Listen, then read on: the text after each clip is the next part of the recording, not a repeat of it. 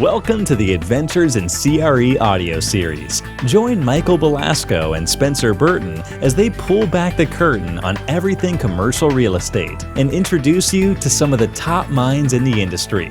If you want to take your skills to the next level and be part of a growing community of CRE professionals across the world, this is for you. Hello and welcome back to the Adventures in CRE podcast. We got a special guest, Drew Breneman, CEO of Brandman Capital. We're excited to have you. And it's interesting. A lot of times when we do these podcasts, we have people in and things are happening in the market that might influence the direction we head with the conversation. But there's one thing that I don't think really relies on a market, and that is the path that you want to take in your career. Do you want to work for an institution? Do you want to go the corporate route? Do you want to start there? Do you want to start your own thing eventually? These are all questions that as we develop our career, we got to figure out for ourselves. And I think a lot of us, myself specifically, want to go the entrepreneur route. Like we want to work for ourselves. We want to explore that. And so I think today we're going to have a really cool conversation about how Drew's been able to do that. And anyway, I'm excited to have this conversation. Spencer, I'll turn it over to you like normal to get us started. Yeah, sure. Drew, first off, thanks for joining us. So Drew's background is very interesting. I regularly get this question, which is, I'm a senior in college. I'm going to go get my first job. What I really want to do, though, is eventually go out on my own. I want to start my own thing. And the question is, how do you get there? Drew is an example of someone who started the W-2 route, the employee route, and transitioned into owning his own firm now, founder and CEO of Brandman Capital. I know also you're a founder or shareholder in other firms. Maybe Drew, why don't you start by giving the audience a bit of background about yourself, and then we'll dig into what it takes to make that transition from a W-2 into an entrepreneur. Sounds great. Thanks. Yeah, thanks for having me too. Yeah, really, I sort of always was wired like this, I'll say, in terms of wanting to be an entrepreneur. You know, I had all sorts of different little business things I did as a kid. And then the first one that really worked out to make any real money was I started reselling items in video games back in like 2002. So this is like Diablo 2 and EverQuest, some of these old games now, but I saw my friends playing them. They sold their stuff on eBay for real money. I saw sometimes stuff going for $5, the same item, sometimes for $20, the same thing. So I just started flipping those, and over like a period of 4 years, I made between like $80,000 and $100,000, and I saved all the money. That is so cool. I love that story. I tried to invest off on a really good foot, by the way. I love this. Yeah, I started investing in what they always say to do: stock market, mutual funds. Same thing that my parents did. They were both teachers, and so, but I read a book on investing in real estate, it's called Investing in Real Estate by Gary Eldred. It's a basic book. If like people listening are already in real estate, they're already way ahead of where that book was at. But I'm reading this as a high schooler, and I really liked just all the aspects of real estate, how he was talking about it. You got cash flow, you're paying your loan down, you have appreciation, tax breaks. So I figured, all right, when I go to college, I'm going to take this money, I'm going to buy my first rental property. And I did. So my freshman year, I bought a duplex for $220,000 in Madison, Wisconsin, where I went to college at UW-Madison, and put $35,000 down on it. And my real estate career was started. Ended up buying 4 properties while I was in school with kind of taking the money that I had made and also selling one deal to buy the next, or doing the cash out refi. So got 4 deals, but I graduated in 2007. So that's where the W-2 came in, because, I'm looking at the market in 2007 going, this is not going to look so good. Thankfully, I invested in student rentals. So my values dropped a lot, but my rents did not drop at all. They kept going up. And so I took a job at a multifamily developer in Minneapolis. And while I was there, one of the interns, he saw all the activity I was already doing just on my own on the side, and was like, we should go meet with my dad, and like maybe he'd want to invest, or we could partner up. I don't like to waste time, so I was like, let's go meet tomorrow. And I printed out a bunch of deals, pitched them on kind of different profiles. I had no idea how much they would invest either, because again, having parents as teachers, I'm thinking this could be a duplex or this could be a $5 million deal. I have no idea. So I brought all those sort of deals to them, and they really liked the $3 million 2-tenant shopping center. So we ended up actually not in that meeting buying it or anything, but we looked at the deal. We ended up buying that shopping center that they liked. in that initial meeting. So that was our first deal together.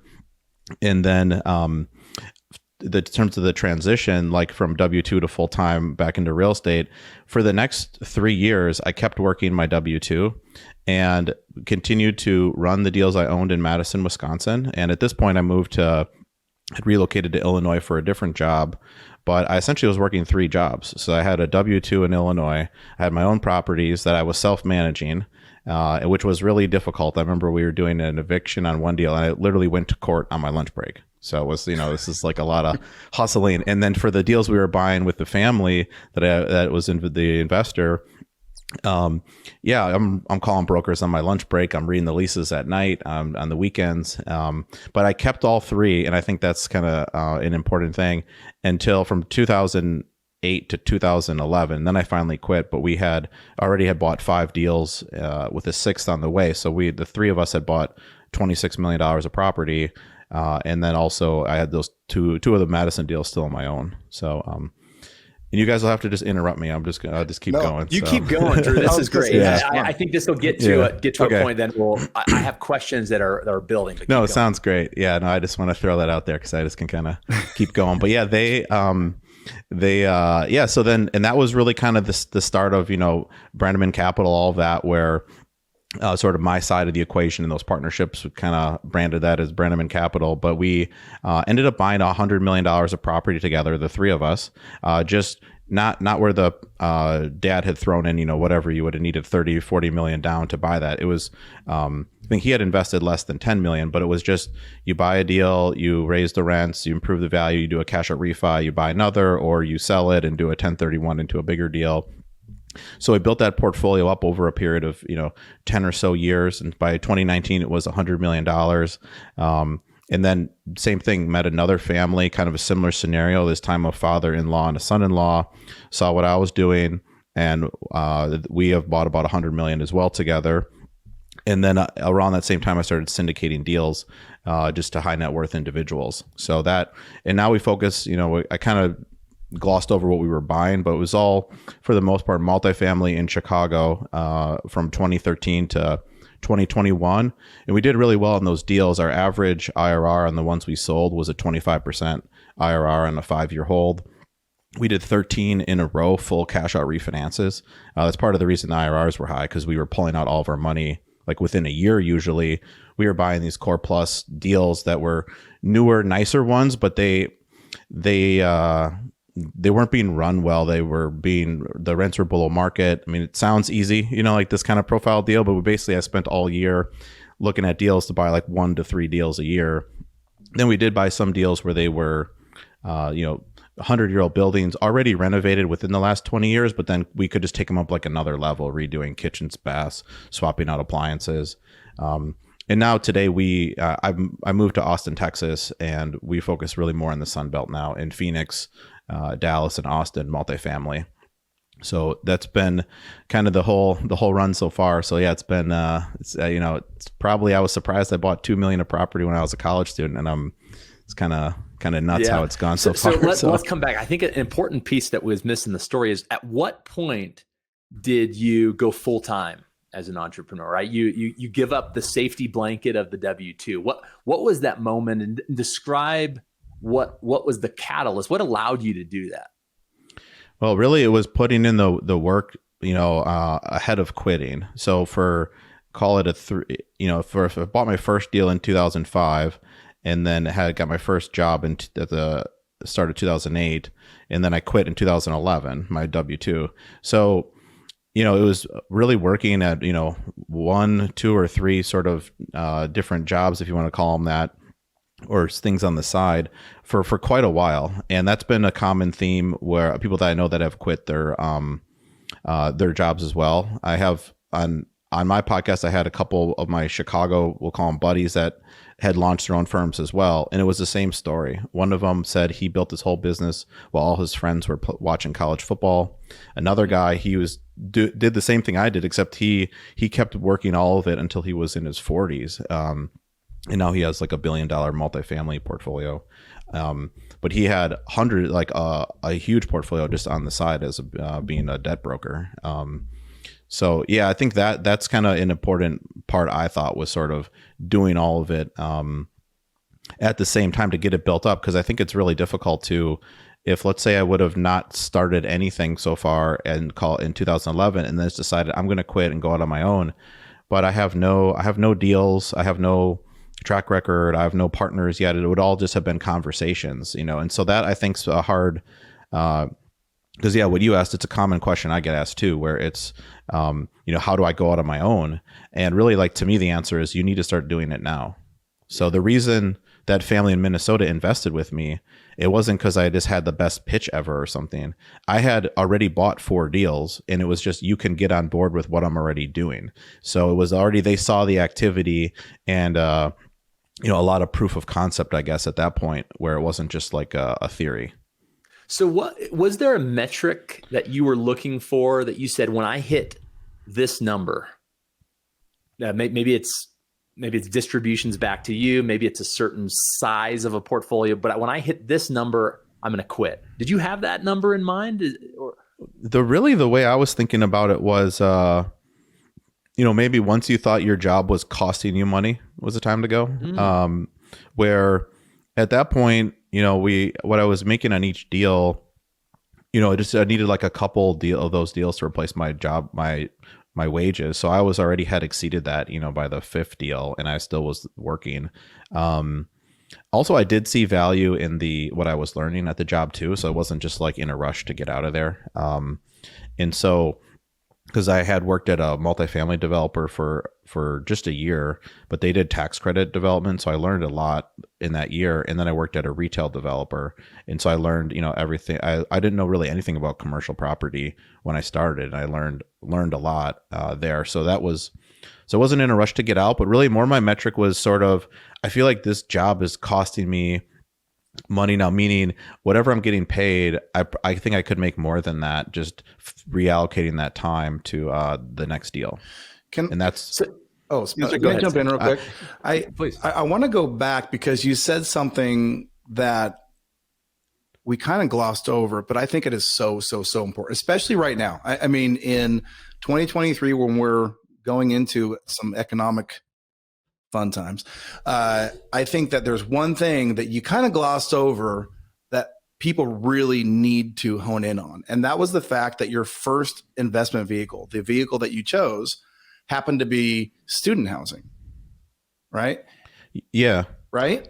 And a lot of times, so back in 2007, running up to 2007, if you were a mortgage broker, I happen to be in the mortgage business, own a mortgage company. And if you could fog a mirror, you could make money in mortgages or real estate.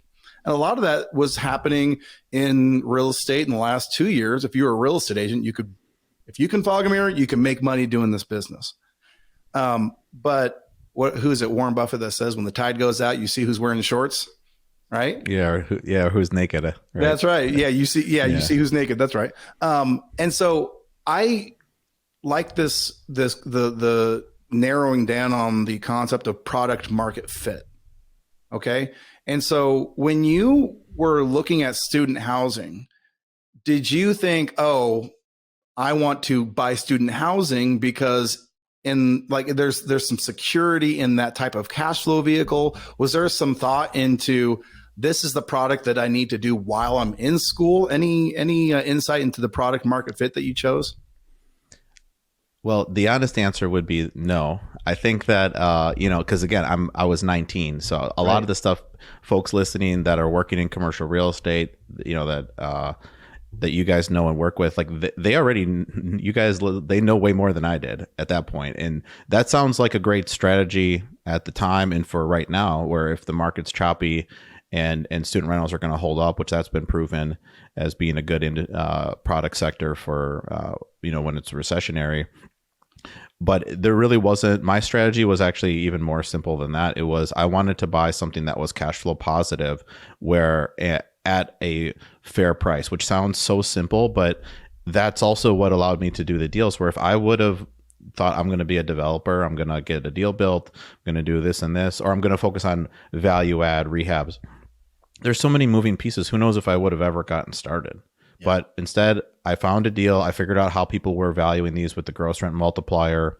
I saw one that looked on the low end in terms of GRM, and then I really spent a lot of time making sure I understood what the rents should be and the expenses. Because again, I'm brand new. I have no real estate experience. And so I spent a lot of time focusing on the cash flow because I thought my worst case scenario is again, it's my own money. So I'm not thinking what's my IRR or what are my returns. I didn't even know what an IRR was at that point. I just figured if it's cash flow positive, my worst case scenario is I just hold it. Yeah. I'm cash flow positive, and then I overpaid, so I need to just hold it. I can't sell it and make money, but I'm going to just own this thing for 10, 20 years and I'll make money on the other side and learn a lot. And so, honestly, that'll be my advice today, where you could do own or occupy a 1 to 4 unit and get that one of those FHA loans for 3.5% down. My parents, they didn't lend me any money, but if you have family that can lend you money, it's fine. You can even get your down payment lent to you in that program. I had the down payment from the internet business, but I don't even know if you need that now. If you could get a loan or partner up with a family member. Someone I know did a deal where she and her I think sister-in-law just went 50-50 on a deal with that same loan program, and her sister-in-law was the one who qualified for the loan, and she put the money in. So they I guess to being creative, early on, you don't have a lot of resources, so you got to be creative and resourceful. Yeah. So Well, there's a few components here, Sam, that to me, Drew as a 19-year-old made total sense. The first is it's what he knew. He just rented a place at college. He knew that people pay to have a roof over their head. And if the amount of cash flow that he as a 19-year-old exceeded the outflow that he had in terms of operating expense and mortgage payments, it was a good investment, right? And then he described some of the downside going, okay, I can hold this long-term or whatever else. But at the end of the day, it was something he knew. Yeah. Even as a 19-year-old kid, he understood. The other piece is it was in front of him. He's at I'm UW Madison. Here, Drew, but right, you're at UW Madison. You weren't going to buy a shopping mall in LA. You're at UW Madison. You understand student housing is right in front of you. And so there's too many people that when I talk to them say, I want to become an entrepreneur, but I don't know what property type to do, or I don't have enough money. It's like there are opportunities right in front of you. Yeah, it may not be the perfect time or the perfect property type, but sometimes it's better just to get started, to take the little bit of risk. And that's what Drew as a 19-year-old did. And then 1 became 2 and 2 became 4. And what he's doing now is much larger scale. But he didn't say as a 19-year-old, well, I can't buy a 300-unit apartment complex, or I can't buy a newly built Amazon leased industrial building, so I'm not going to do it. Right? Yeah, I had no idea how those worked. So I would have. Yeah. I think you're right. And I think even people who maybe they would think they live in a bad market, and so let's just, beat up on Chicago because I invested there a long time, but you're in Chicago, you think it's a tough market or something, but you live there, you know it, you can run it better, you understand the rents. So there's the same thing in Madison. I bought it. I knew that I could get more for the rents than the current owner was getting. I had to your point, a huge group of friends. I could poll, what are you guys all paying, and do my market study or whatever you want to call it, just in the dorm room. And so you're right. I think that too. And then owner occupying it allowed me to put less down and get a lower rate. So that was also helpful too. It's to the numbers, obviously. And when Drew talks about owner occupy, what he's saying is you can buy a duplex, live in one side and rent out the other side. Yeah. And in a perfect world, the rent from the other side pays for your rent and nothing else you save on rent. You go to a fourplex and you can go up to 4 units and still get conventional financing, which is what he's referring to, kind of an FHA government loan, where you have to pay a minimal amount down and because you're owner occupied. Anyway, the point is, and this isn't an exercise in what's the right investment, there are investments staring everyone in their face. And instead of going, oh, one day when, or if only I would do it, why not now? So I think that's a great point. Let's talk about education, if we could, in the last 5 or 10 minutes. I hear a lot of young entrepreneurs who say, I'm wasting my time at college, or I loved how you described the value of your W-2, the value of the companies you're working at was you were getting great education.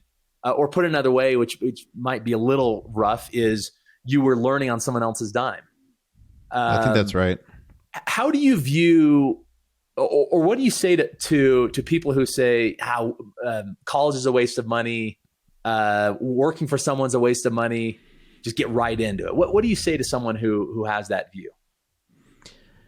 I kind of thought the same thing when I was in school, like when I was in college. So like, I totally get what you're asking. And cause it's easy if you're 19 where you go, wow, I got to spend 4 years and I got to go to school. This is going to take like forever, which is funny now to think about. I'm almost 40. Like, yeah, you went to college and you got out when you were 22 or whatever. Like wasn't that long when you look back. And same thing working at these places. It wasn't like I was, falling behind or anything, which I think is kind of the feeling people get. But yeah, I think college is important, just in terms of for obviously the education you get, but also just kind of the, how people perceive you, is still like, most people would be expecting, that you'd have a college degree at any of these sort of, white collar jobs. So I think it's needed. And then I know you want to maybe go out and be an entrepreneur right away, but then you don't, the typical, like, what are you going to fall back on? Like, I think that's legit, but also it's like, there's not that much, in the grand scheme of things, it's not that much time, how much you're spending on it. And so, I still see a lot of value in it. I think one thing, and I don't want to derail the whole conversation, I do think some of these private schools that are so expensive and aren't at like the top tier ones, I think that's sort of almost like an education bubble of sorts. So I don't see the value in that. If you're going to the whatever 11th best private school in Wisconsin or something, I didn't think that was a good use of money, but I'm going to the best public school paying in-state tuition. Like, that made a lot of sense for me. So that would be my thought on school. And then, yeah, for the job, one thing I would really recommend to people that are starting out in their career, I know it's easy to say now where, I'm older and have made money investing, so it's easy to give out this advice, but you should really think about what you're going to learn at the job more than what you're going to get paid, which because what you don't realize, let's say if you're starting out and you're comparing a $65,000 a year job with a $75,000 a year job, well, when you're 40, the 10 grand you made after taxes when you were 23, it doesn't, that money has disappeared. Who knows where it went? It probably went to a vacation or, just being wasted on the weekends anyways. So like I think you should focus on what you're learning. Cause imagine if, one place you're you're not getting to the right spot. That's another thing I try to talk about is you want to think about where do you want to get to, and then just get to that spot and don't worry about the company so much or the pay. Just, am I getting the right experience to do what I want to do? So if you want to go out on your own and invest in real estate, don't take a job at like some sort of rating agency being like, an analyst. Like, try to get on the deal side, even if it's like feels like a lower job or you get paid less, or, be a broker, try to be in the mix on deals. If that's what you want to be out on your own someday, even if the pay's way worse or the title's lower. So, as you talk, it reminds me of the classic Navy SEAL phrase, slow is smooth, smooth is fast. And when you're 19, you don't understand the concept, because to your point, 4 years is an eternity to a 19-year-old. And no offense to our young listeners at all, but one of the best pieces of advice I got is from my grandfather. And I was thinking about, do I go back to business school? And at this point in time, I think I was 29, which is old, by the way, for a prospective business school student. And he and I were talking, and he finished his law degree when he was 35. He served in World War II. He had a family and a variety of things. And he said, Spencer, that extra year or two is not going to make any difference in terms of the acceleration of your career. But what you're going to learn, the people you're going to meet, is going to be far more valuable. And so, Drew, when you describe being 40 and looking back and saying, oh yeah, if I start when I'm 21 versus 23, it really makes no difference. The people you meet makes a world of difference. And to me, by the way, and again, not to derail the conversation, the greatest value in college are the people that you meet, and the credibility that you gain from having demonstrated that you went through something tough. Totally agree. There's an ROI to every school, and there's certain schools that are not a high ROI Right. relative to others. We're almost out of time. This is a pretty important topic. First off, if someone listening wants to reach out to you, what's the best way to get in touch with you? I think if just in terms of you want to learn more about stuff like this, I have my own podcast, the Breneman Blueprint. It's a real estate investing podcast where we get into talking about doing your first deal, or like I had those guys I mentioned that started their own firms on to hear what they did, and did a hour plus with them, kind of hearing their whole story and the moves they made. So that you can get on YouTube or any podcast platform. And then I'm also on social media at Drew Breneman everywhere. I actually just signed up for TikTok even, so I'm on them all. I'm on them all now. Love it. Yeah, my sister works in social media for a jewelry company, and she's like, "You got to get on TikTok. Everybody's there." But anyways, so we'll be sure to share. We'll be sure to share that in the description of this. Last question, and unless Sam, you want a follow up to finish this up, but last question. So if let's imagine you're 19-year-old Drew again, and you're living in Austin, Texas now. What is 19-year-old Drew going to UT Austin? Let's imagine instead of UW Madison. What do you invest in? I mean, it would have been the same thing, except I'd be doing this call from my yacht with how Austin's gone. Right. But I